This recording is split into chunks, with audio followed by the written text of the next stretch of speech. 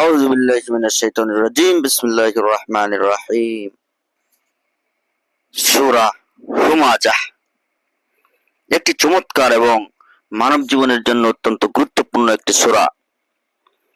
ওয়াইলুল লিকুল্লি হুমাযাতিল লুমাযা, ধ্বংস এমন প্রত্যেক ব্যক্তির জন্য যে সামনাসামনি লোকদের ধিক্কার দেয় এবং পেছনে নিন্দা করতে অভ্যস্ত। আল্লাযী জামা'a মালান ওয়া আদ্দাদাহ, যে অর্থ জমিয়ে রাখে এবং তা গুনে গুনে রাখে। ইয়াহসাবু আন্না মালাহু আখলাদা, সে মনে করে তার অর্থ সম্পদ চিরকাল থাকবে।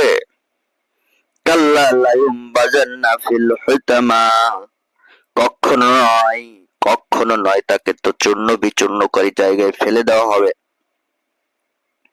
ওমা আদরাকা মাল হুতামা, আর তুমি কি জানো সেই চূর্ণ বিচূর্ণকারী জায়গাটি কি? নারুল্লাহিল মুকাদা, আল্লাহর আগুন প্রচন্ড ভাবে উৎক্ষিপ্ত। আল্লাতী তাত্তালিউ আলাল আফইদা, সেই আগুন হৃদয়ের অভ্যন্তরে পৌঁছে যাবে।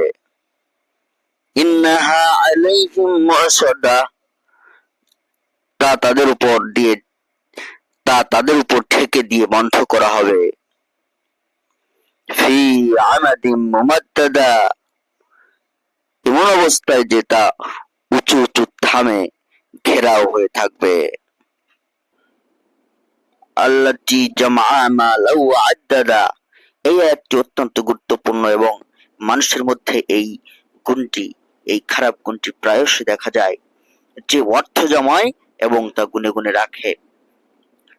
অর্থাৎ নিজের অগাধ ধন দৌলতের অহংকারে ওই মানুষ অপর মানুষকে লাঞ্ছিত এবং অপমানিত করে। আর অর্থ জমা করার জন্য জামা'a মাল শব্দটি ব্যবহার করা হয়েছে, এ থেকে অর্থ প্রাচুর্য বোঝা যায়, অর্থের প্রাচুর্যকে বোঝা যায়। তারপর গুনে গুনে রাখা থেকে সংশ্লিষ্ট ব্যক্তির কার্পণ্য ও অর্থ লালসার ছবি চোখের সামনে ভেসে ওঠে।